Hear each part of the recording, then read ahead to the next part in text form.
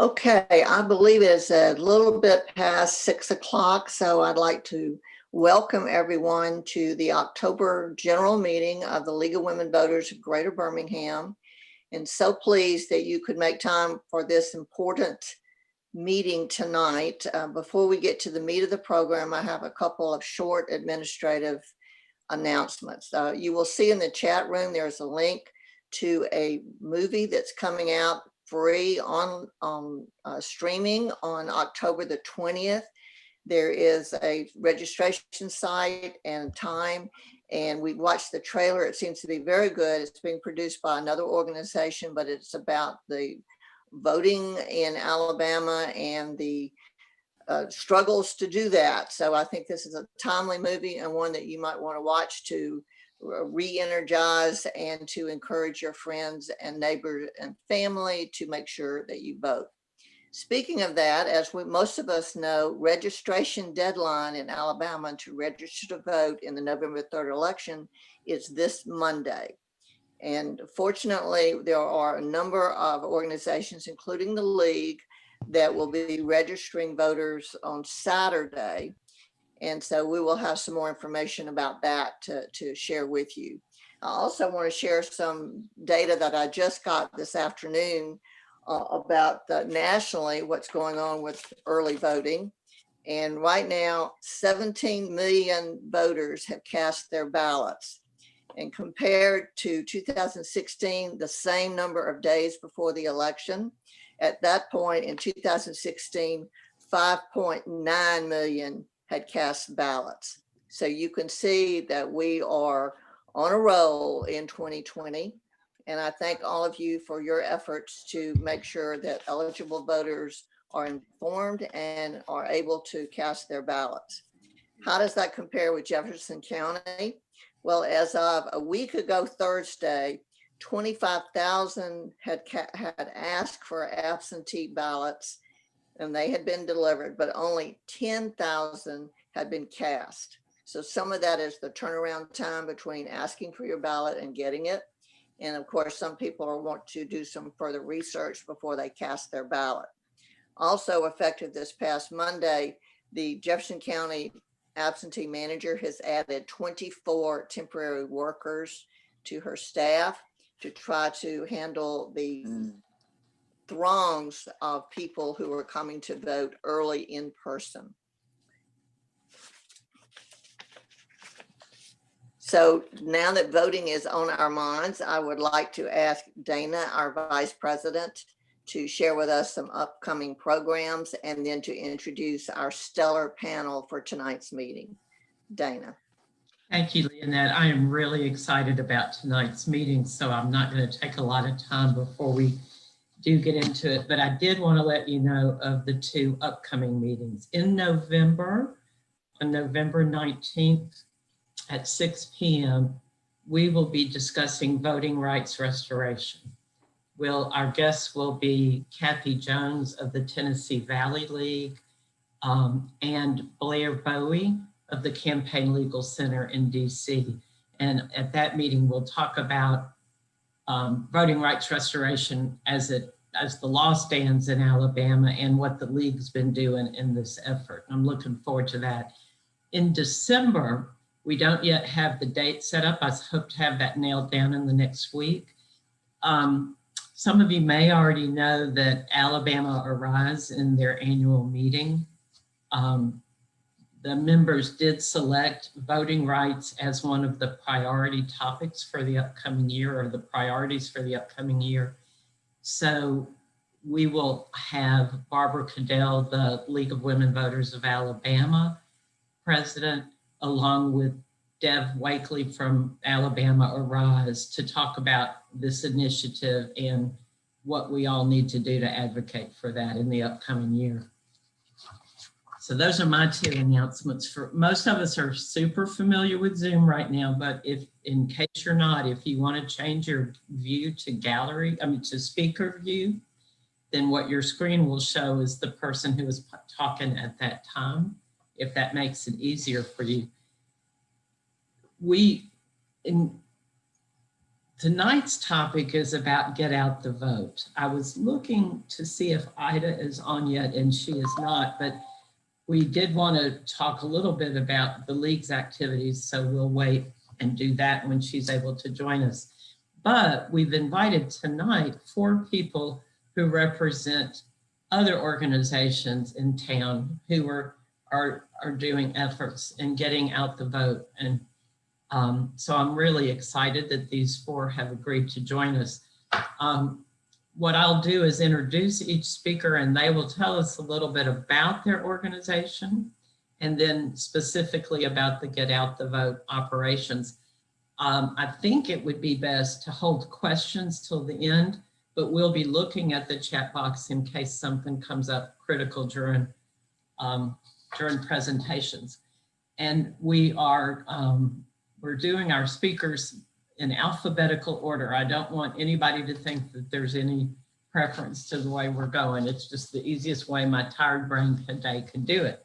So our first speaker is Amanda Cherry. Amanda has been a community organizer with Greater Birmingham Ministries for over 2 years. She's originally from Louisville, Kentucky, but has lived in Birmingham, Boston, and Mexico City. She attended Samford University for undergraduate students and holds a Master of Divinity from Boston University. She enjoys writing, traveling, and dancing Mexican cumbia.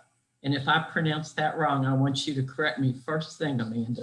So if you'll talk to us about Greater Birmingham Ministries, GOTV efforts. Thanks, Amanda. That was great pronunciation. Thanks, Dana. So yes, I'm Amanda from Greater Birmingham Ministries. Greater Birmingham Ministries is a nonprofit that does direct services and community organizing, and we also work with faith communities. And so we find that these 3 areas allow us to think of people as holistic people and in different areas of their lives. In the community organizing and systems change area, one of our focuses is voting rights, voter participation. And so like y'all, this has been a big year for us. We've been doing census work as well as things related to voting. So I was asked to share what we've been up to and also what we have planned for the future. So I wanted to start talking a little bit about our Vote Safe Alabama campaign that we started earlier this year.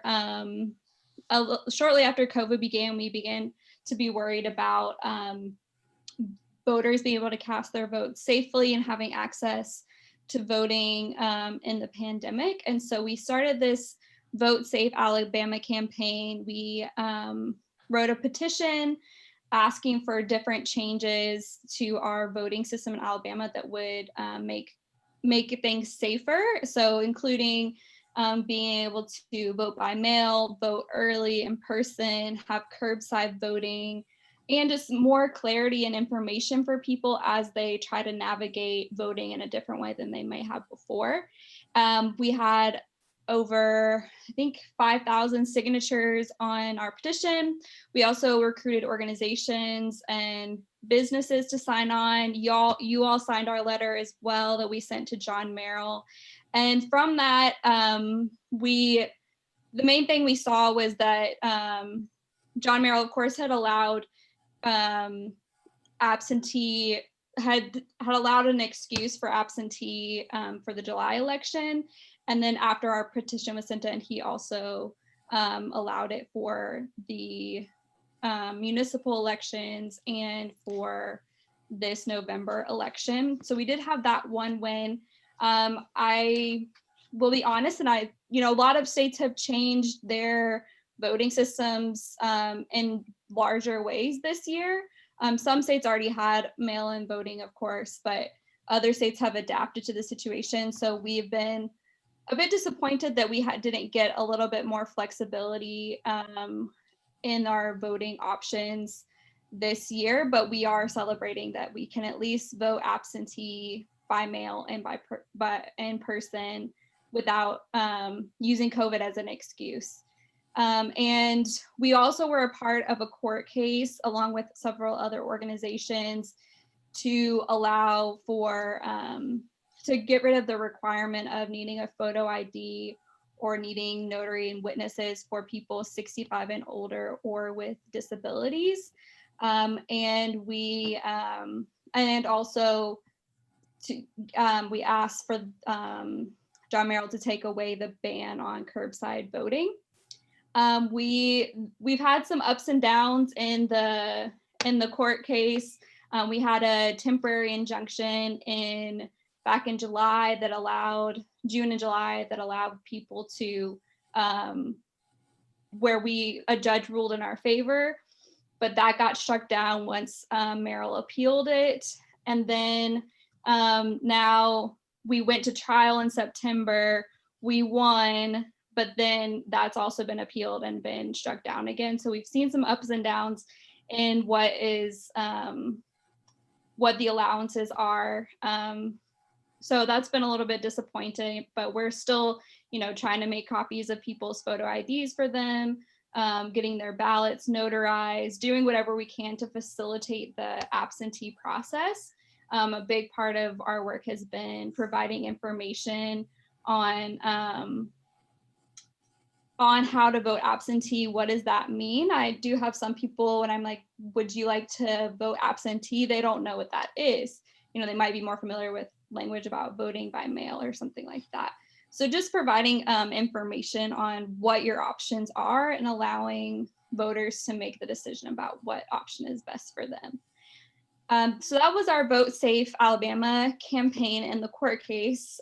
We also created a voter guide this year. We created one for the primaries and then also for the, we updated it for the general election. Dana just put the link in the chat box if you want to take a look at that. And it covers, it's for Jefferson County. So anything that's going to be on the ballot in Jefferson County, on any ballot in Jefferson County is in the voter guide. So all the candidates, information on the amendments, just logistical information, how you can vote absentee, what are the steps you should take to prepare for election day. So we're getting those out there. We've distributed 9,000 so far, which has been really exciting. And we would love for you all, if you all are having events where you're going to be out in the community, we would love for you all to distribute some. I know I've already given some to Dana and to Nancy, but if you all know of other events going on or if you have clients or other organizational members that you want to make sure get one, please let me know. If you follow that same link, there's also a link to a form you can fill out to request your own copies of the voter guide. So we would love to get those in the hands of as many people as possible. And that the voter guide was created, it was a 100% a volunteer project. It was created by a group called The Exchange. That's a program with GBM. So shout out to them. They did an awesome job. And we're going to have the Spanish in Spanish soon. Hopefully by this weekend, we'll be able to start giving those out. The other things we've been up to, we've been having different pop-up voting events at different places. We've been trying to coordinate with people doing food distribution. I know there's a lot of places giving out food boxes. So we've been in several different sites that have been distributing food, trying to put the voter guides in the food boxes, registering voters, just talking about trying to be present and helping with whatever needs people have, checking registration status, helping them do the absentee process and copying IDs. So we've been at several different places doing that. This Saturday, we're going to have an event at GBM where we're going to be, every year we have a big community day where we clean out our clothes closet. And so we'll be doing something like that. We'll be giving away some clothes, but we'll also be helping people register to vote or check their registration status. That's this Saturday from 2 to 4. And the other thing we've been doing is phone banking. Since the pandemic began, we've been doing a lot of relational phone banking. So we've been calling our client list, and it's at the, back in March, April, it started out like just checking in, how are things going with the pandemic? Here's some information about our services. And we found that calling through our client list has been really fruitful and enjoyable for volunteers too, because there's that relationship that's already there, but we're making sure that the folks we're calling are ready to vote and have all the information that they need. So we've been doing that in the past 6-7 months, and we're still continuing that, doing more of a focus on the voting piece. And do you know where your polling place is? Do you know how you're going to vote? Inviting them to our events and stuff like that. And if you want to volunteer with us, I think phone banking is our biggest need right now. We have a phone bank on October 29th and one on November 2nd, and it's all remote, where we give out the list via Google Sheets and the script via Google Docs, and then we meet on Zoom to kind of do the training, and then we make our calls when we get back on Zoom to debrief. So we would love to have you participate in that if you're interested. Thank you. Amanda, y'all been really busy. I did put the link to the voter guide in the chat room, and if you've not seen it, it's really well done. It covers all the races in Jefferson County, and it also covers the ballot initiatives. Amanda, you might want to put your email address in the chat room in case somebody wants to connect with you for your phone banking and other efforts. I believe that Ida is on now, and Ida is the Voter Services Chair for the League of Women Voters of Greater Birmingham and has a limited time tonight. So I wanted to give her a chance to give her update, and then we'll go back to the panel. Okay, thank you very much. My name is Ida Tyree-Hyche. I just want to say that the League of Women Voters of Greater Birmingham has been very active for the past number of weeks leading up to November 3rd. Actually, till we're going to be actively volunteering in various areas until October 29th. One of the things that we have, I'm just going to let you know what we have going on this weekend. Tomorrow we will still be in two thrift stores. We're going to be in Huffman and Alabaster, and Saturday we'll be in Gardendale. Saturday we will also be at the Western Hills Mall, joined with an organization called Revive Alabama 2020. And on that same day at the Barlaban Park in Bessemer, we will be participating in a voter registration drive and voter education drive there, joined with the National Bar Association, Alabama Lawyers Association, and the sorority group called the Zetas. And so now, initially, the aim for the location in Bessemer was supposed to be where the voters, the interested persons, the persons who needed to apply for an application for an absentee ballot would do that and then go to Bessemer City Hall to take everything. We'll have a copy of their photo ID, because one of our voters, one of our volunteers would be there with the printer. That's not going to happen in terms of them at this particular point being able to actually go to Bessemer City Hall to complete the process, but we will be handling those persons who want an application for an absentee ballot completed. We will be making copies of their ID, and we will be making copies of their form and making certain that we have a copy of it, and then the originals are going to be placed in the mail with a stamp. and we're going to get that in the mail the same day. That's what the entire group plans to do. At the Western Hills Mall, we are going to be on the outside. We try to make sure that we're on the outside to protect our volunteers and making certain they're in open air. So we're going to be at the Western Hill Mall on the outside. And we're going to do the same thing. I will have a printer there. And if there's any persons who wanting to complete an application for an absentee ballot, we will do it on the spot. We will make a copy of it. We'll make a copy of their ID, and we would gather them and we will put them in the mail, and we're going to have stamps available. So that's pretty much what we're doing this weekend. I want to thank all those persons who have been volunteering, and we're always looking for new volunteers. And so we do have 5 names that we've gotten that we hope will be new volunteers in the Western Hills Mall. We're only going to have 2 volunteers in Bessemer because there's, as you heard, there are several organizations and they're going to have a lot of people. I like to try to make sure that our volunteers are where it can be spaced out, and we want to always practice safety. And it was great hearing your report, Amanda. Great job. Thank you for that. And for everybody, I just want to say that I'll be on for a little while and then I'll be leaving, okay? Thank you very much, Dana. Thank you, Ida. Our next panelist is Reverend Carolyn Foster. Reverend Foster is the Faith and Community Coordinator for Greater Birmingham Ministries. She also serves as one of the tri-chairs for the Alabama Poor People's Campaign, a national call for moral revival, a movement that continues the work of Dr. Martin Luther King Jr.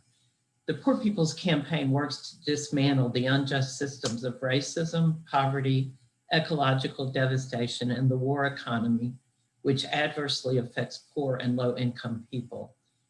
Reverend Foster is a deacon in the Episcopal Diocese of Alabama and serves at St. Mark's Episcopal Church in Birmingham.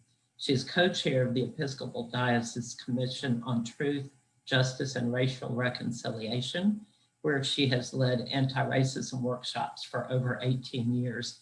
And tonight, she's going to talk with us about the Poor People's Campaign Get Out the Vote activities. Reverend Foster. Thank you, Dana. Well, I'm really excited to be here with you all tonight. And I'm excited that GBM is so well represented. Amanda is my coworker and Tyree-Hyche is on our board. So that just shows you how, GBM is a 50-year-old organization. So we've been around a long time. And so we have a lot of people who are connected to GBM in some way, shape, or form. So that's a good thing. So thank you very much. And thanks for the invitation, Dana, to be here tonight and to talk about the work of the Poor People's Campaign. As Amanda said earlier, GBM's 3 work mantras, if you want to put it that way, is that we serve people, and we do that through our direct services area of helping people who are in need of food, clothing, and perhaps some financial assistance. We pursue justice, and you heard what Amanda talked extensively about that part of our work, because a lot of the stories that we hear from people who come in needing assistance will lead us to our systems change and pursuing justice work. And then my part of the work at GBM is to connect our faith groups to that work. We have over 20 faith groups. We're an interfaith organization. And so we have over 20 faith groups that support us in that work. So in 2015, Greater Birmingham Ministries celebrated its 45th anniversary. And for the first time in its 45th history, we decided to celebrate it in a big way with a dinner, with a banquet and a fundraiser. And Reverend Dr. William J. Barber was our keynote speaker. So in 2015, we began our long relationship with Dr. Barber, Reverend Barber, who is one of the chairs of the National Poor People's Campaign, a national call for moral revival.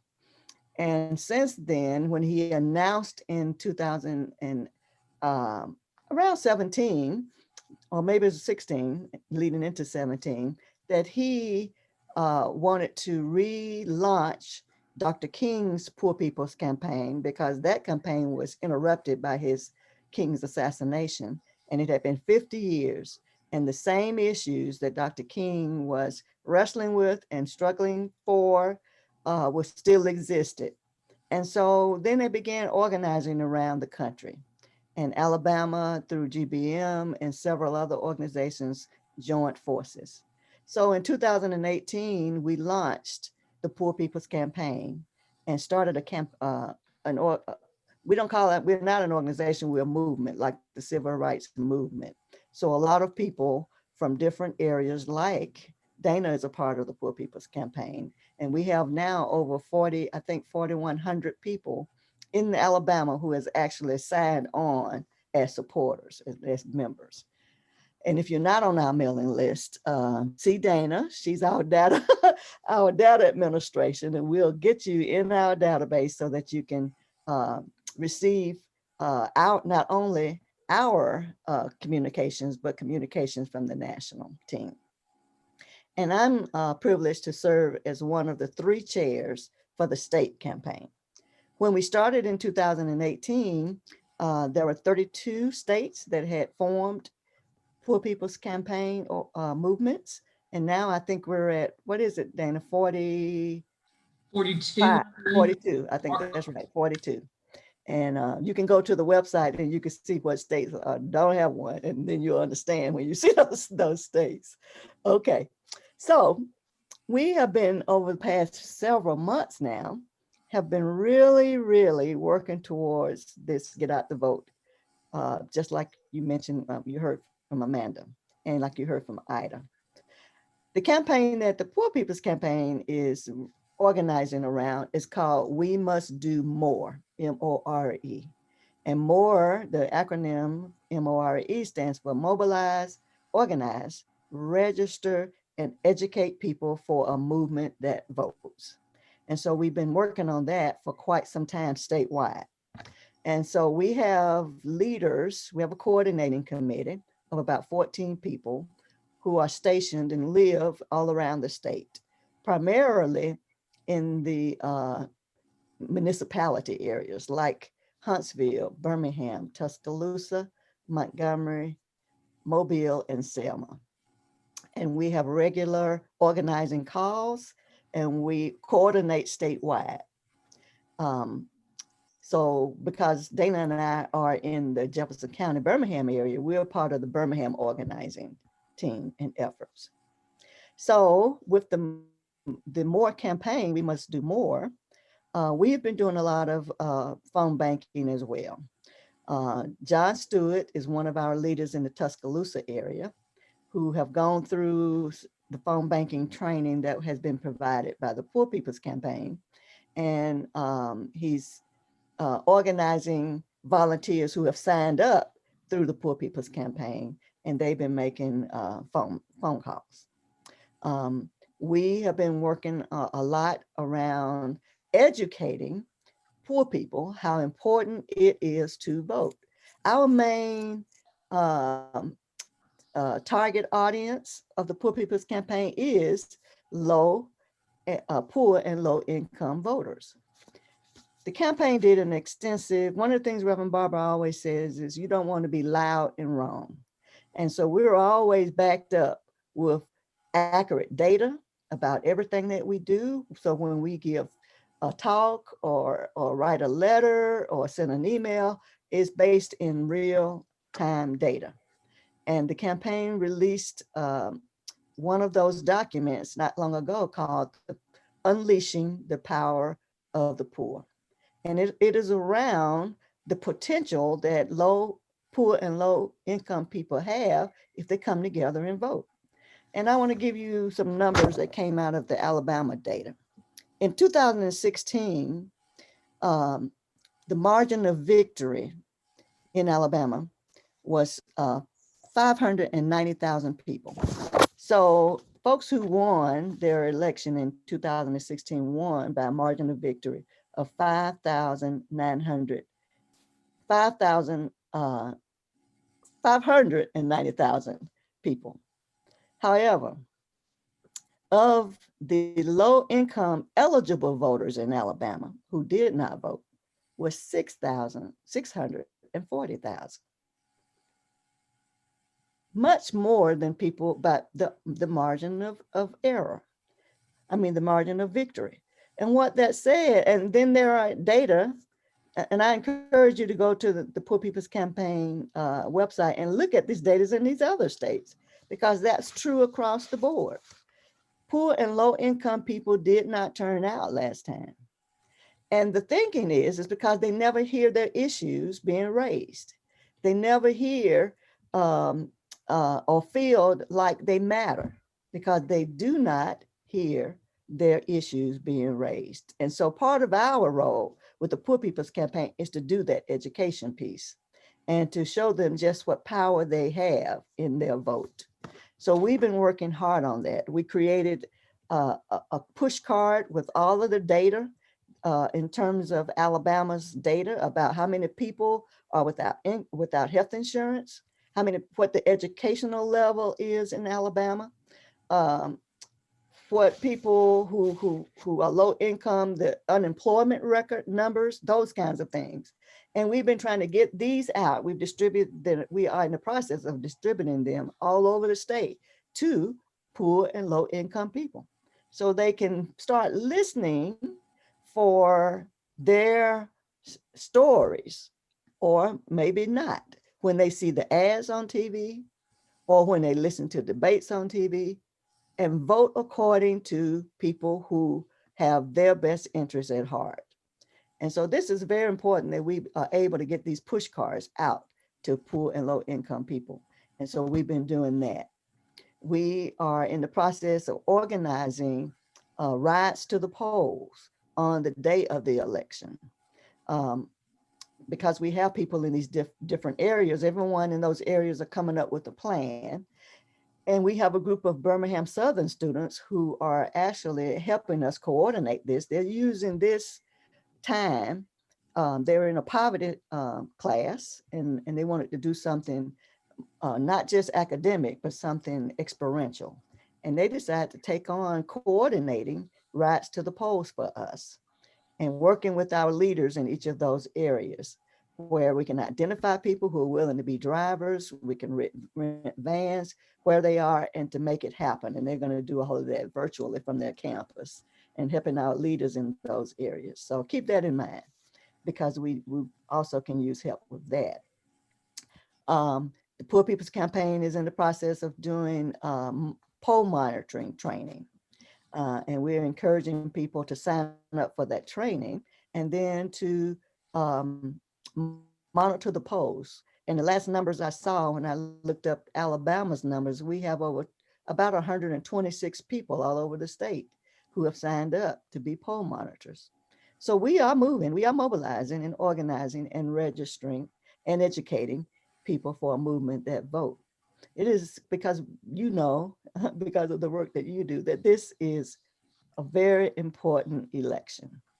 And it is important that we get people to turn out. I'm excited about what I see on TV. And we're working in the midst of a pandemic, but we are working, we are mobilizing, and that's very exciting. We had planned to be, and we still planning to be at Lynn Park and maybe even in Bessemer. I heard Ida say that you all would be in Bessemer to help assist people who need help with their absentee ballots as well. We just calling it voter assistance. We just want to be there in case people need help with their application for registration, for picking up a ballot. We're thinking of trying to provide a copier to make IDs too, because if there is a long line, and if we can help them with that process and make it easier for when they step in and drop off their ballot. So we're in that process of planning that too. So our role with the Poor People's Campaign and our target audience is anybody that votes, of course, but basically because there is power in the number in terms of poor and low income people, to show them that they are valuable. And then when they come together, there is power, and they can unleash that power by going to the polls and vote. And so our campaign is called Unleashing the Power of the Poor. And that's been our work for several months now. Thank you. Carolyn, I put a link to the Poor People's Campaign website in the chat box. And if you go to that site, you can find some of these reports and documents that Reverend Foster mentioned. Anything else that you want to say now, or otherwise we'll hold for questions later? No, I mean, I don't, unless people have questions. So I think we'll hold for those for just a minute. Thank you so much. The next person I want to introduce is Makayla Jordan. Makayla is a high school senior who lives here in Birmingham and is the leader of the Students Demand Action for Gun Sense Birmingham chapter. Makayla is also on the National Advisory Board of Students Demand Action. So here we've got a person who can't even cast a vote yet, right? I don't think you're 18 yet, Makayla. Is just working, turned 17. but is working very hard to get out the vote. So I've asked her to describe what her group is doing. So my name is Makayla, as Dana said. I'm a part of Students Demand Action. I'm the Birmingham group leader, and I'm also on the National Advisory Board. So Students Demand Action mainly advocates for combating daily gun violence, addressing America's unequally lethal domestic abuse problem, keeping guns out of the wrong hands, and protecting kids and communities. A big part of all of these things is voter registration. We can't get gun-sensible laws passed in the Senate and State House without having gun-sense candidates who will fight for our protection. Alabama has the third highest rate of gun deaths in the nation, and this is unacceptable. Thoughts and prayers don't work anymore. We need real change. So what Students Demand Action has been doing ever since the pandemic has started is registering voters. And we do this by making phone bank calls. I'm also a Summer of Action Calling, which is a campaign where we call into priority states and register voters. And so far, we've made over 120,000 calls. And we've registered over 100,000 voters, which is super awesome. And that's just by the work of students, people my age. Like, there's literally a shift going on right now where we're still registering voters. So that's super exciting. A lot of people, we mainly register people from the age of 18 to 29. We have, in this election, we have the biggest demographic for people who will change the outcome of this election. And if we register youth voters, then we will most definitely change the outcome of this election, have a gun sense majority in the House, Senate, and as a president, as Joe Biden's a gun sense candidate. I didn't really have a lot to say. I'm so glad to be here, you know. Registering voters is a huge passion of mine, as this is my future. This is something I fight for every day.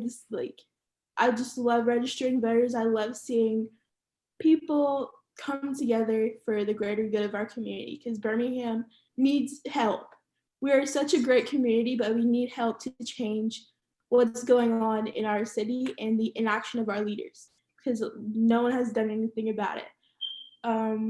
Alabama has one of the laxest gun laws in the nation, has some of the laxest gun laws in the nation. We don't require background checks and permits for private sellers, which is unacceptable because almost 70% of people get their guns from a private seller. So yeah, we need to make some action. Another campaign we have going on is our virtual field offices. We have virtual field offices in almost every state, and they work mainly to register voters, mobilize voters, and advocate for gun sense policies. And I believe Alabama's virtual field office, I'm also the Alabama virtual field office leader. Alabama's virtual field office has registered 2,000 Alabama voters. So that's super awesome. That's something we work to improve every day. So if you have any children or grandchildren or kid friends that want to help us out and register voters, let me know. I'll drop my phone number and my email in the chat when I'm done. And if you have any questions, of course, you can ask me later. But yeah, that's about it. Thank you, Makayla. That's great. So registered over 100,000 so far nationwide. That's fabulous. Our last panelist is Jameria Moore. Ms. Moore is an experienced attorney, municipal judge for the city of Birmingham, as well as a mediator with an excellent academic and professional background. She's a native of Birmingham, graduated cum laude from Alabama A&M in civil engineering, and then from UAB with a master's in business administration in 2000. Then she went on and completed Birmingham School of Law in 2006, has her own law practice. She's in January 2012, she became a founding partner of Sperling Moore, where her practice focuses on all aspects of family law. I am going to stop. I could read this introduction for a little bit longer, but Ms. Moore is joining us tonight to talk about the efforts of Alpha Kappa Alpha in Get Out the Vote. So thank you so much for joining us. Oh, thank you. Thank you all for having me. I am so excited. And Makayla, you are doing awesome work. And I look forward to seeing you in the legal field when I'm retired, probably. But you are doing such an outstanding work. I am Jameria Moore. I am a member of Alpha Kappa Alpha Sorority Incorporated, Upsilon Eta Omega chapter, which is in Fairfield, Alabama. I want to make sure that I share just a disclaimer. I am just speaking from the efforts of our Connection Committee, which is our legislative branch of our sorority. I am the committee chairperson, and in a pandemic, it is very different. I'm following and trying to fill the shoes of a great person who is on your board and has served as president, Tyree-Hyche Hill. I'm replacing her. She has been in that chair before, but I wanted to share my screen just to kind of talk with you all about some of our efforts and how we were getting the vote out. Let's see here. First, when we started last year. We knew that this was coming. We kind of saw it. We wanted to start a campaign of working with high school students. So we partnered with Fairfield High School, their preparatory school, and we went into the school and we registered a number of students who were in the either they were 18 or coming towards 18. You could register at that time for that particular vote. So we started there. And we just, we partnered with the school. We went in, a lot of our retired members, they were able to go over, set up, talk with the students and get them registered to vote. So that was one of our first efforts. Then we have other chapters that are in our county that we partnered with, and we did a 2020 legislative forum where we had a number of individuals from both parties, everyone to come out and talk about what was going on in the legislation, as far as any legislation that was coming up, what was important to the people. We hosted that at Birmingham Southern College in their Norton Auditorium. We had an awesome crowd. They were able to interact with the representatives and talk with them so that they could get more information, because that's what we want to do. We want to provide information to the public.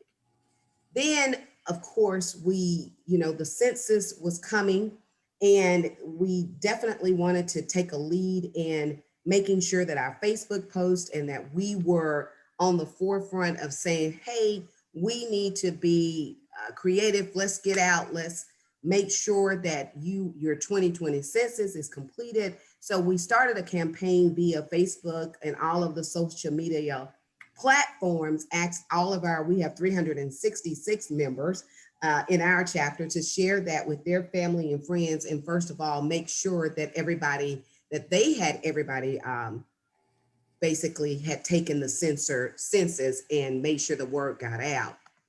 After that, we kind of, and I'm kind of going around because we did a lot via social media, because within our sorority at this point, because of the pandemic, we are not allowed to meet or gather in person. They wanted us to be safe. So we can't get out and touch the people. So we had to do it the best way we can, which is virtually via the social media platform and or Zoom.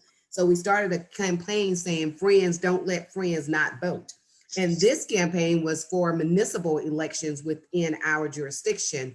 And we just really went out, told them where they could go and find information about the municipal elections that were going on at that time. Then we went into what we call our international office, and our International Connection Committee came up with the AKA's lead. And that's L period, E period, A period, D period, which means we're going to learn, we're going to empower, we're going to advocate, then decide. And so with that, we started in August with our learn portion. So this was our first, we had a number of members, and some of these faces may look familiar. Brooke Adams, who is a board member for the League of Women Voters. Of course, Ida Tyree-Hyche Hill was a part of that panel. They all were awesome. She talked about the absentee voting. She just really laid it out for the League of Women Voters, as well as Brooke Adams. We had Representative Rolanda Hollis, who was very instrumental in telling how we could get out, what we could do, why was it important to vote.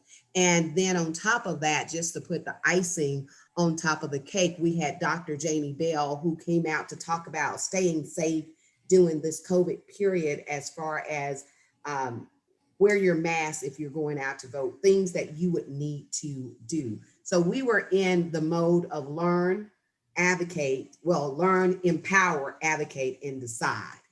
So from there, we went to, okay, let's continue. We are doing postcards.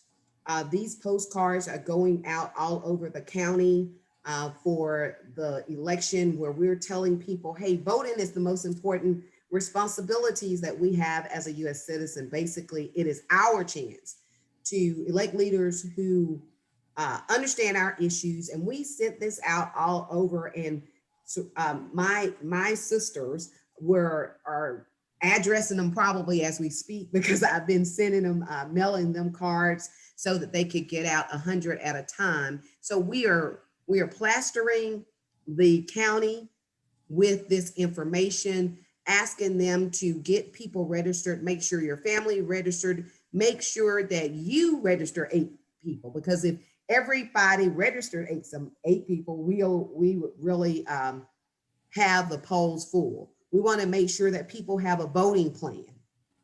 And we want to make sure that we tell everybody, hey, text at least 20 people and tell them and encourage them to go out and vote. Sometimes we just need that encouragement from a friend.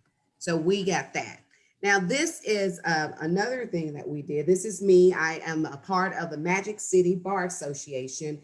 And if you can kind of see the shield that is a part of that, one of the things, because we could not get out as the sorority and meet people where they are, we were able to individually do that. But one thing that we did was we purchased 2 of the sneeze guards to loan out to individuals or individual groups that were able to still go out and register individuals to vote.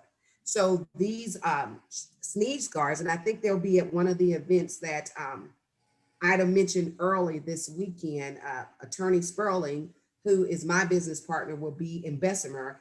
And today she's going to use those sneeze guards out just to provide some safety between her and or whomever is doing the registration during that time. So our sorority sponsored those sneeze guards to be used in various areas, as well with the league or anyone else who needs to use them. We have yard signs. We came out, we wanted to let everybody know that we want you to go out and vote. These yard signs have been distributed. We've had over 200 or 300 yard signs that are put out. There are other chapters doing the same thing, but this is what our committee wanted to do, is put these in our yards to let people know we want you to vote. We want you to vote. So that's another effort that we have. Just this past week on the 13th, we had an information seminar on the Alabama 6 statewide amendments. We were honored to have Representative Louise Alexander. And then on top of that, the Senate Minority Leader was on the phone as well, which is Anthony Daniels, who's out of Huntsville. They just talked about what the amendments were about. Definitely know that our sorority is nonpartisan. We do not tell people how to vote. We want you to vote. And that's exactly what happened on that. They explained the amendments and people were able to, we did this virtually, and people were able to ask questions. So this just happened. Before this, and I kind of got them out of line, y'all have to forgive me. I wanted just to show you all. We had a vice presidential virtual debate party. That was virtual. We had over 100 people online with us on that night, and we had lively discussions and polls throughout just to make sure that people are engaged in knowing and learning and knowing who's running for what at this particular time. And National Voter Registration Day, this was a part of our Facebook effort. We put these out on a constant basis. This is, if you want right now, just some dates. October the 19th, voter registration deadline. Our region is the Alabama, Mississippi, Tennessee region. So that's why it has those things on it. And we were just notifying the public of some very, very important dates. Last day for you to get, last day for your ballot or application is coming up on the 29th, and last day for in-person absentee voting is on the 29th. On the 19th, which is earlier than that, voter registration deadline. So we put this out on social media, we share it, our members share it, and we're just trying to get the word out. In addition to that, we partnered, of course, on an international level and locally with When We All Vote. So we wanted to make sure that we got that information out with in this little Q thing, I call it the Q scroll thing. You can actually just put your phone up to it and it goes to where you can register or check your registration, and also information about the census. So we put this out as well on our chapter's Facebook page. Now, the other things that we did, I'll stop my share so that you'll know. The other things that we've done is we have done phone banking in conjunction with the NAACP, which is continuously going on. So we are doing that, and coming up, we are partnering. And I just heard the Poor People Campaign is looking for someone to partner for rides to the polls. We can't give rides to the poll. However, we are going to financially assist for people to get rides to the polls. So that's what we have going on now. I wrote down Ms. Foster or Reverend Foster's information so that I can get more information so I can bring it into our sorority to see if that's a group that we can assist financially with their efforts. So that's what our sorority is doing. I want to share as well that our law office is very active. My business partner will be in Bessemer. She's extremely active in registering individuals to vote. When you walk into our office, we have voter registration information at the front door. So we are trying our best to get the word out. I'm trying as well as with the sorority, our office, Magic City Bar, Alabama Lawyers Association, the National Bar Association. So we are working hard to get the word out. So I truly appreciate the opportunity to share our efforts. You can follow us on our Facebook page. We are Upsilon Eta Omega chapter. Our president is Manessa Wilson. And again, I am happy to share this information with you. Thank you so much. I don't know if everybody is as blown away as I am by the level of work going on all over. I do want to look at a few of the questions in the chat room. There's loads of compliments to everybody in the chat room. If you haven't had a chance to look at it, Makayla, one question for you is, does the Students Demand work include registering students at any colleges or universities here in Birmingham or Alabama? So yes, of course it does. We register anyone over the age of 18, and we love to register college students. That's like my favorite thing ever, to see like future me registering to vote. Like, that's awesome. So we love to register college students.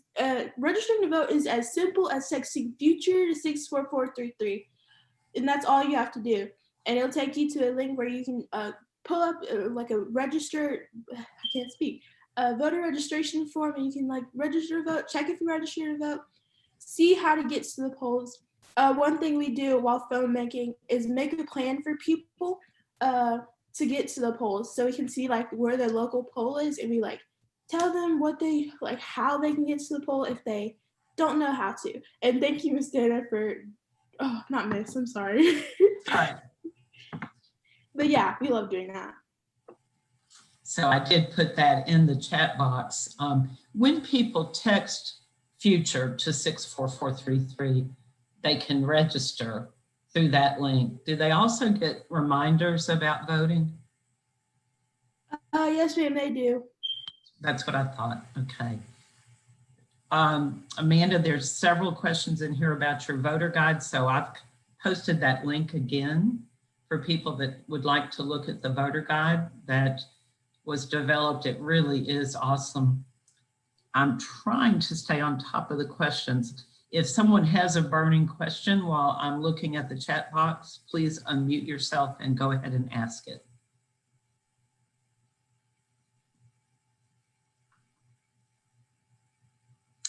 I did see one question about the best ways people who are staying at home can assist in any of the work that any of the 5 of you mentioned.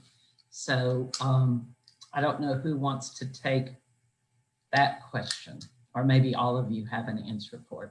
But for people who are stuck at home, how can they best help?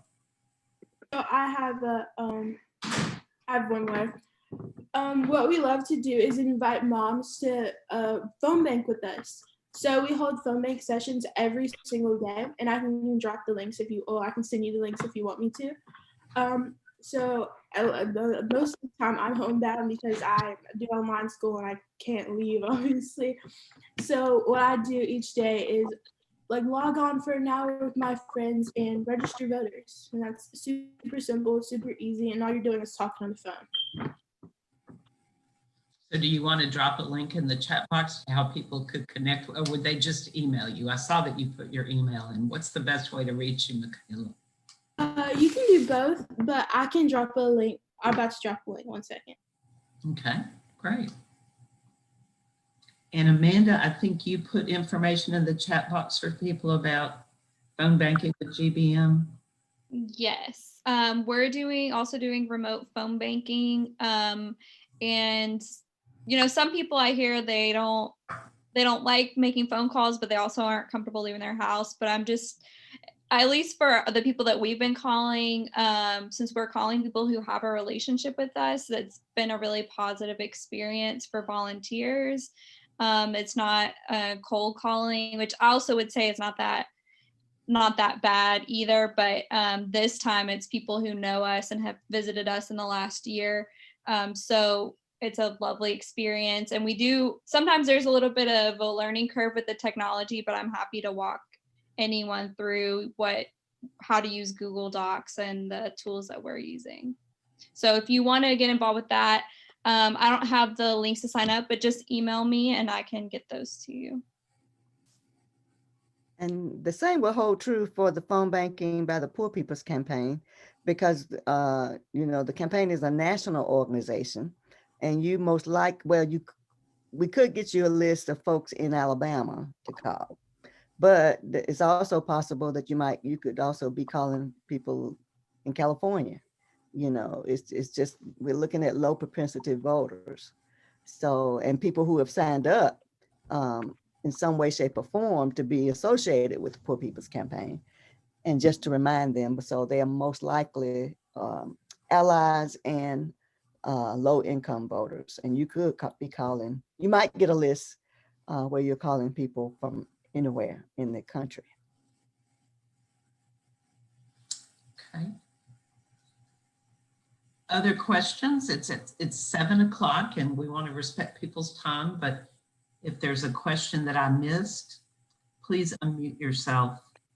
Well, here's one. Could the league create a consolidated list of GOTV opportunities that still need volunteers to help?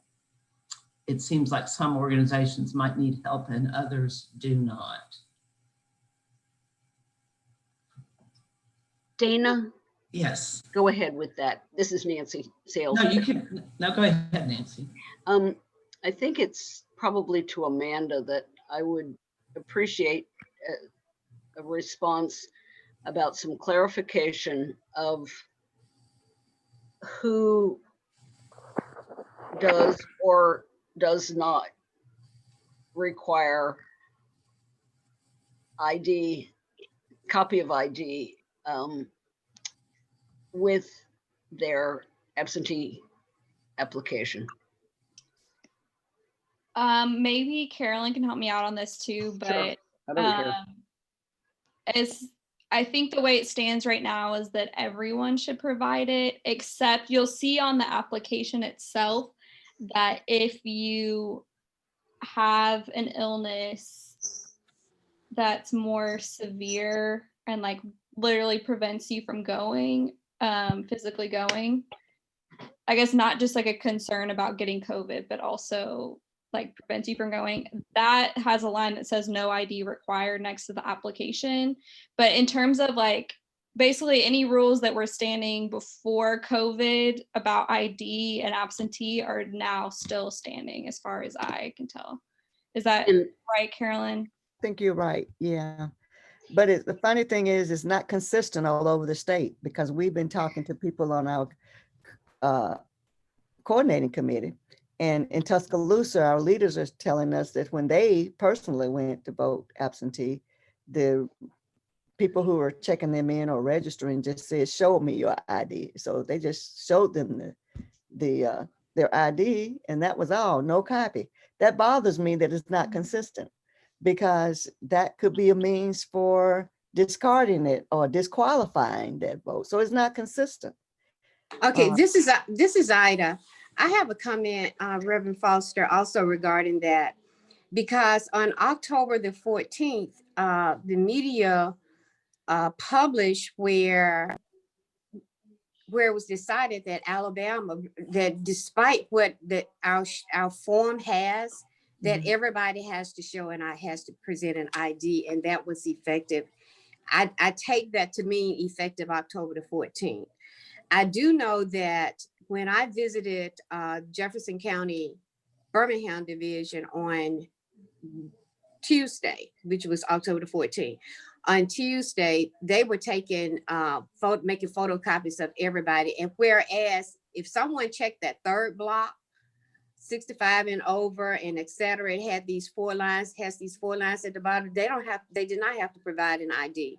When I applied for my application for absentee ballot, I did not send an ID. That was the block that I was applicable under, and I got my ballot. But now, effective October the 14th, it is my opinion that Secretary of State Moore is saying now that the counties have to require an ID from everybody regardless. I don't see how it can be fully enforced, because it seems like there may be some people who maybe some of the clerks throughout the counties in the state of Alabama may not interpret it the same way.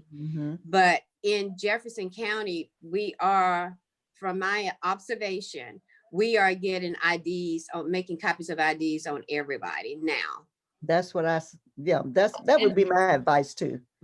I've gotten inconsistent information too when I've called the registrar's office, because sometimes even before the decision, even before there was a court ruling in our favor, they were saying if you're 65 and older, you don't need an ID.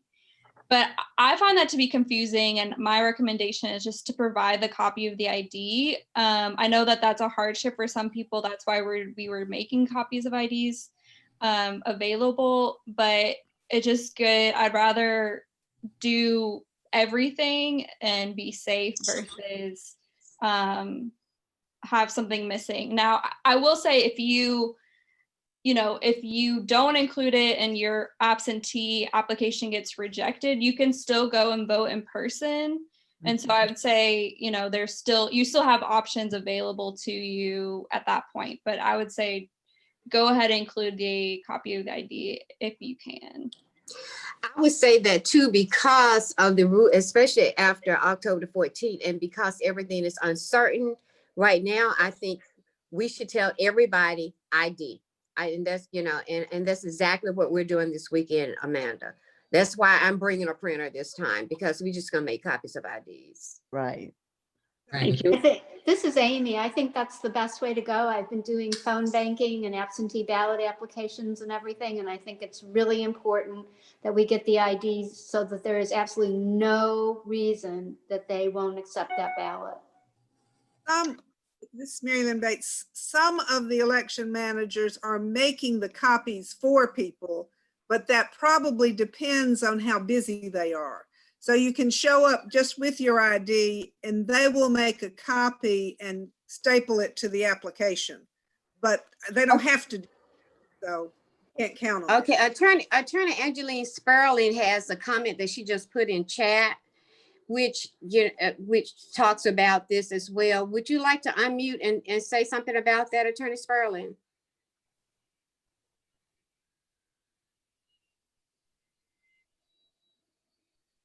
You may still be muted. Okay, I don't know if you all can hear me. I hope you can. Yes, we can. Very good. As of October the 14th, this week, everyone is required to have a photo ID. The photo ID is necessary for the ballot itself process.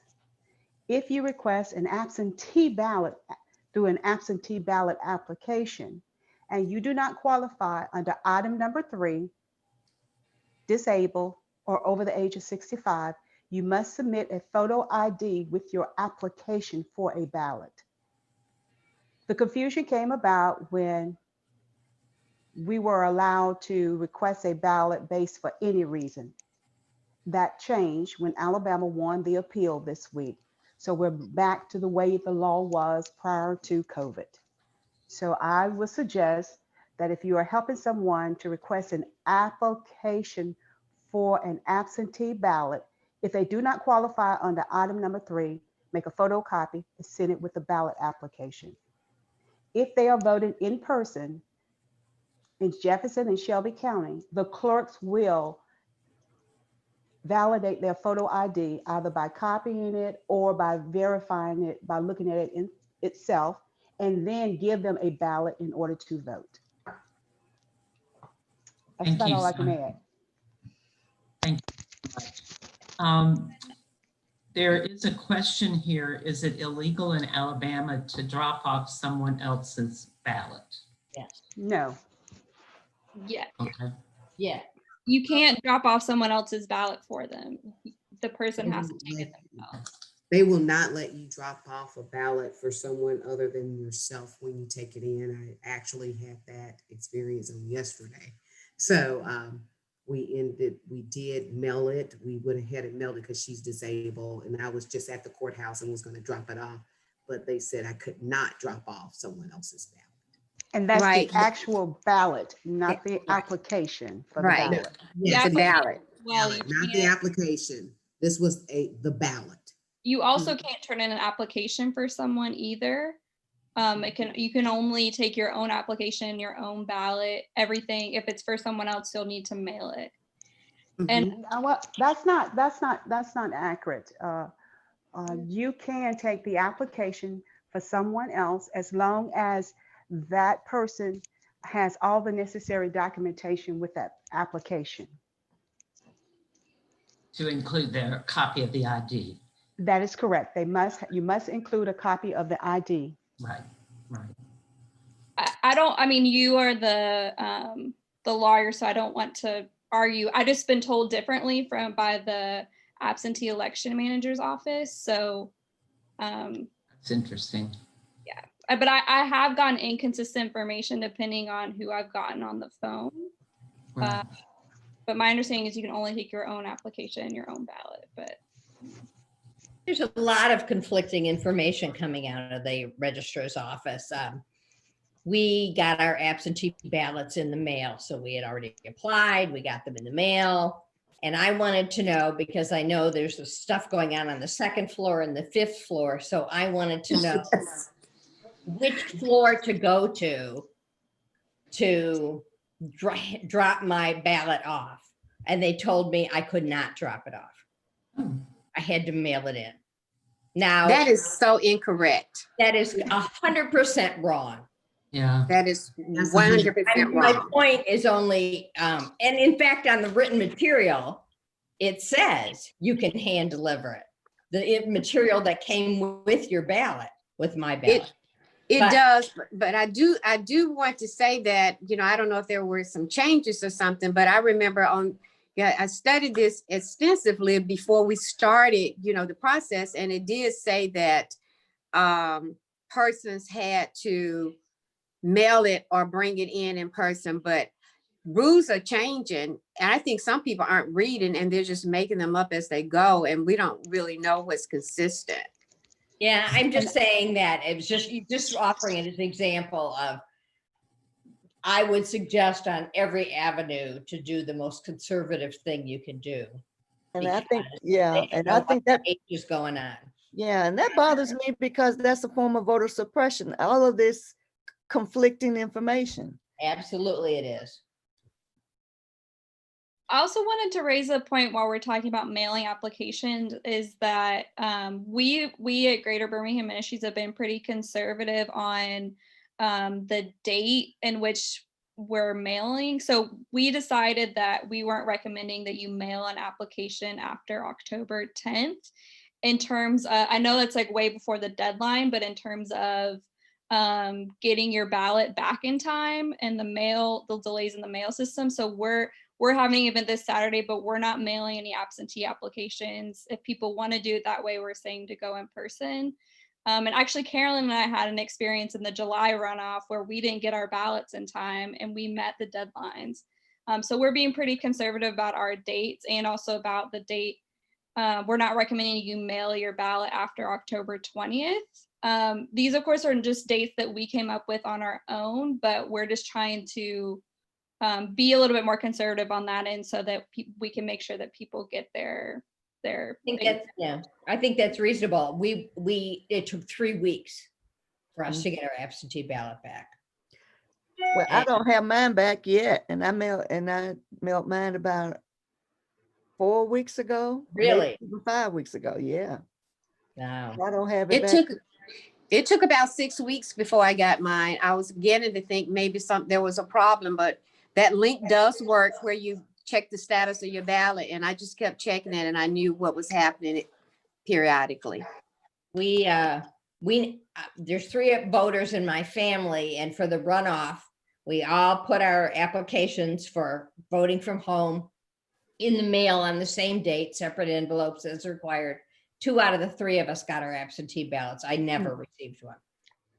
We put in, this is Amy, we put in our applications in July. We have never gotten a ballot. So we went and we did in-person absentee ballots September 10th and 11th. And actually, Carolyn and I were on a call, I don't know, a couple of days ago, and we were talking about the in-person absentee ballot. And I've sort of come to the conclusion that if you go to do in-person absentee ballot, don't say anything about that you already filled out an application because they'll turn you away. Oh. This is a fascinating discussion. I do want to, Ellen Buckner, one of our members, had asked whether she could talk for a minute about a video that she's been involved in. So let me turn it to her for just a minute. Thank you, Dana. This is Ellen. Can you hear me okay? We can. Wonderful. Well, many of you know that the League of Women Voters of Greater Birmingham invested in putting together a video. It's called I Vote Because. It highlights young people and their reasons for voting. It's posted on our Facebook link with a thumbnail picture of all the different young people that were involved in it. It's the one that's on the Facebook is a minute long, or I'm sorry, 45 seconds long. So it's a quick watch, but it really, I think, speaks to why young people want to vote, whether it's out of duty or out of wanting their voice to be heard, or they care about healthcare, they care about our country, or they care about their community. It really comes across, and we put in a huge amount of effort as well as some finances to have this video or the videos produced. So I have put in the chat 2 versions of the 45-second video and the shorter versions. One is 15 seconds, one is 18 seconds. And here is my plea. I need you to share it. I need you to share it on your personal Facebook. You need it to send it to your college-age kids and their friends. It needs to be on Instagram. The shorter versions can go on the story of Facebook or the story of Instagram. In other words, you need to move it out.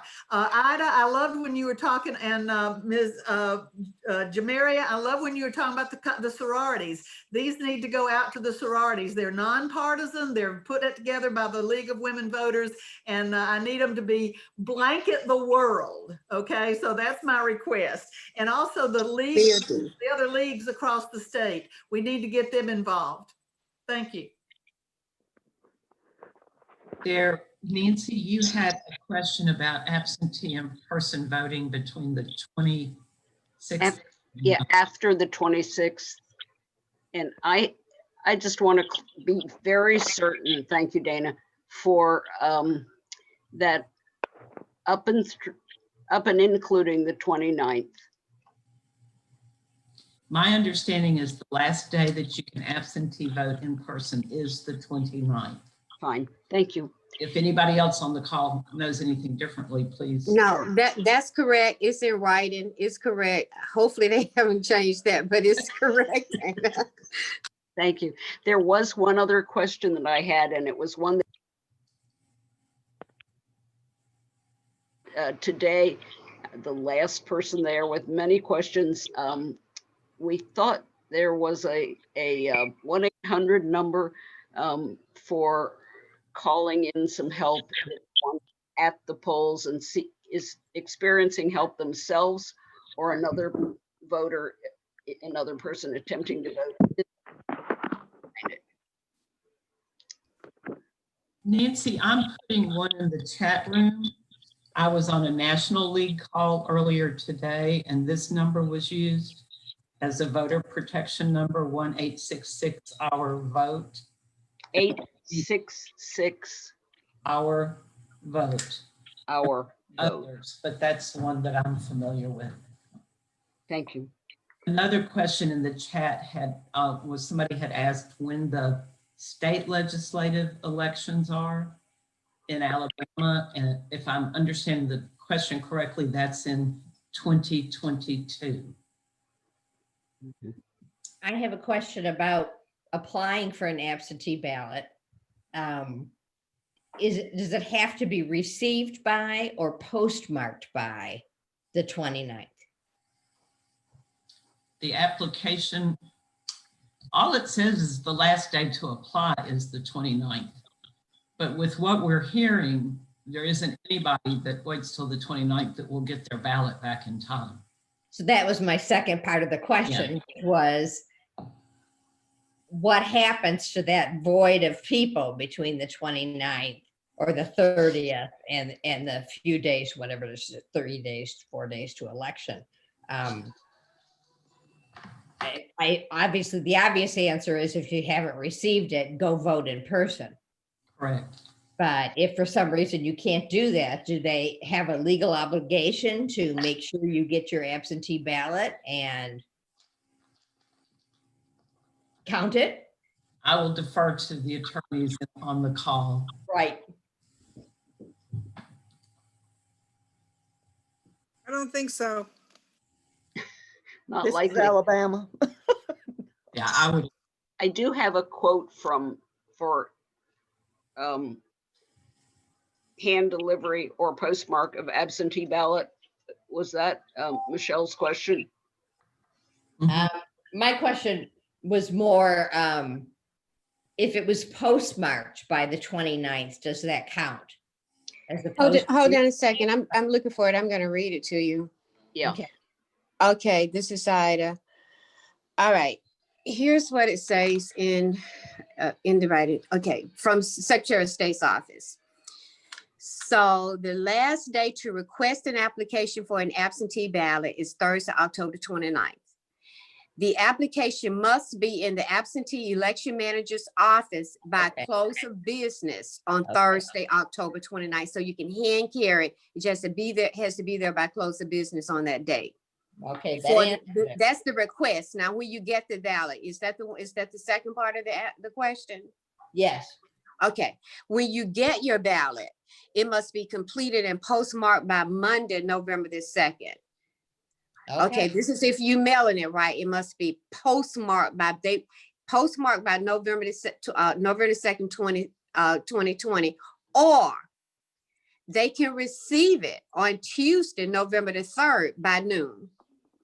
You may return your ballot in person to the absentee election manager for your county by Monday, November the 2nd by 5 o'clock, or you can take it there on election day, November the 3rd by noon. And that's on Alabama Votes on the Secretary of State website. I put it out on Facebook about 20 hours ago, and I was just looking so I could just read it from there. It does not say that if you mail it, it has to be there by noon, because that's the way I had read it in the past. Yeah. Well, this came straight from Alabama Votes. When you get your ballot, it must be completed. So I'm just going to read it the way it was written, and let's see if it's interpreted that way. When you get your ballot, it must be completed and postmarked by Monday, November the 2nd, 2020, and received no later than Tuesday, November the 3rd, 2020 by 12 p.m. Now that's postmarked or received by 12 p.m. You may also return your ballot in person. No, and or. You No. just read it as an and. And. It must be postmarked and received by and 12 p.m. is noon. Right. Correct. So if you mail it on Monday and it's postmarked on Monday, the chances that it will be in the election manager's office by noon the next day. You don't really know. You don't know that will happen, right? It's not going to happen. Right, which is why if I were in that predicament, I would take that last option, which is you may return your ballot in person. Right. To your county by Monday, November the 2nd by 5 p.m. But the one problem we have is the news media have been reporting, and some of our sites are saying it has to be postmarked by Monday, November the 2nd, and people think that's good enough because we're used to filing our taxes and it just has to be postmarked. It doesn't have to be received. But in Alabama, it doesn't just have to be postmarked, it has to be received by that day. That is so correct. And so we shouldn't stop with the word postmark. We should go further so that people can understand. We can't guarantee that it's going to be received by noon that day, even if it's postmarked November the 2nd. Exactly. And people need to understand that, because they're going to feel like they can do it at the last minute and by golly, they're safe, and they're not. Right. The way things are written is written where people got to try to dissect and everything as if it was written to confuse. Yeah. Anyway, that's just my opinion. No, and I agree. I think you're right. On our materials, we're not even sharing those postmark. We're saying like, don't mail it after this date, and you can turn it in on November 2nd in person. But we're just, I mean, I know that it's helpful for people to know what the actual law is, but we're just not even sharing those dates so people can't get confused. That's right. That's right. I like that, Amanda. Y'all, this has been a fascinating evening. I want to thank all of our panelists and all the brisk discussion. Makayla had to leave us early because she's on a national call right now. I think we all agree she's somebody we want to watch. Oh, absolutely. She's fabulous. Most of you probably already know this, but if you want to save the chat so you have all the links, down at the bottom right of your screen, there's 3 dots and ellipsis there. If you click on that, you can save the chat to your screen, because I know a lot of information's been put in there. I'm going to turn it back over to Leonette in case she has anything else to say, but thank you, everybody. Thank you. Wow, what a meeting. All right. Been very enlightening. Pardon me? It's been very enlightening. Thank you. Thanks, everybody. Bye-bye. Thank you all for being with us here tonight. Thank you, Dana, for putting this awesome panel together. Thank you to all of our panelists. Next month, we're going to build on what we learned tonight and learn a little bit about how to restore voting rights. And that's another area ripe for us to make many positive inroads on.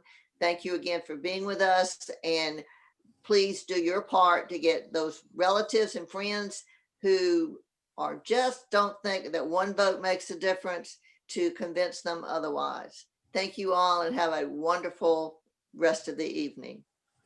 Take care, everybody. Leonette, will you play the video as we leave? You can do that. I can't share the screen. It won't let me share the screen. Let me see. Let me try it. I don't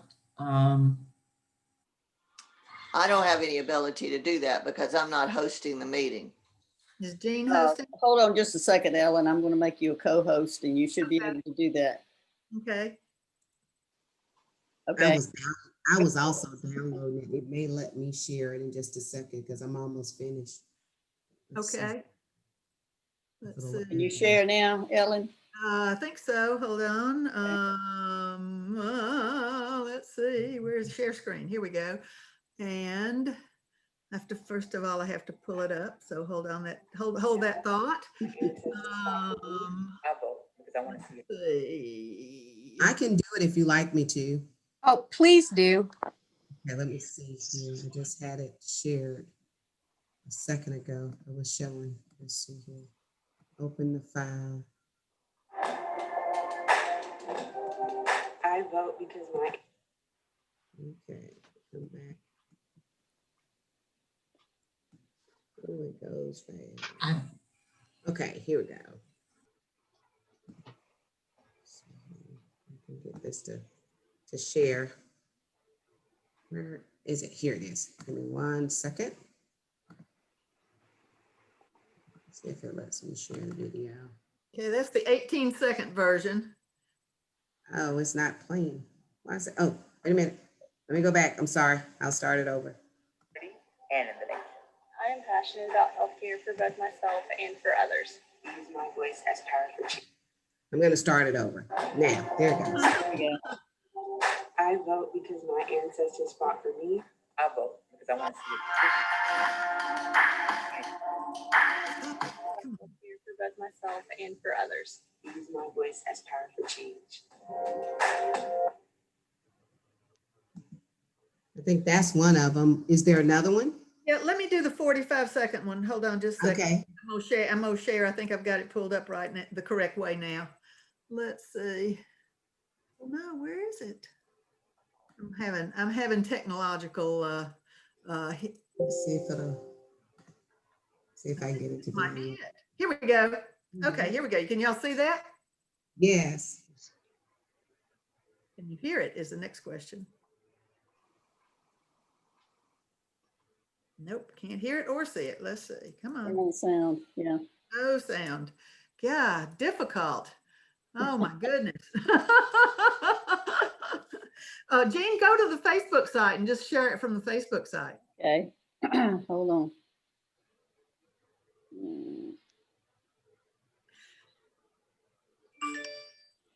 To get to it. There's, while she's doing it, I'll tell you, there's there are people from North Alabama, South Alabama, Jefferson State Community College, Samford, I'm missing one, and a couple more from out of state.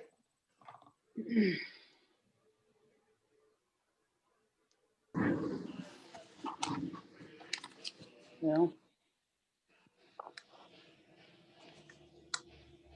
I think I'll be better off pulling it up from my own computer. So I apologize.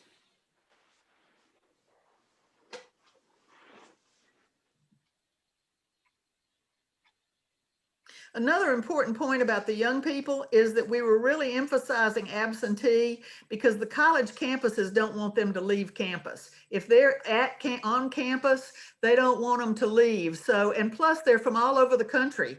My students are, and so they need to be voting. They need to be registering in their home state with their driver's license online, and then they need to be voting absentee, and they can send it to their dorm, and they can put it back in the mail, and there's still time to do it, especially if they're already registered to vote. I had several of my current students who are from all over the country say they had already requested their absentee ballots.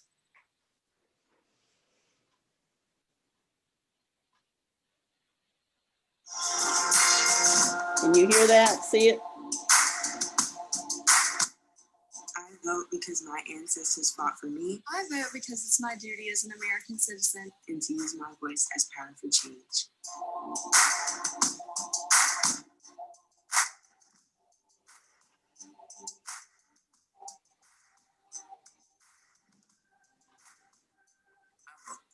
I want to see a good change in my community, the state, and in the nation. I am passionate about healthcare for both myself and for others. This year I'll be voting absentee from NYU's College of Nursing because it's really simple and easy, takes no time at all, and the future of our country depends on it. Y'all hear that and see it? Okay, good. So we really want it shared. So get your friends to post it on social media. Again, there's the short versions and the long versions. And if I put my email in the chat, if you need me to send it to you directly, I can. Thanks, everybody. Thank you. Thanks, everybody. Thank you, Ellen. Bye.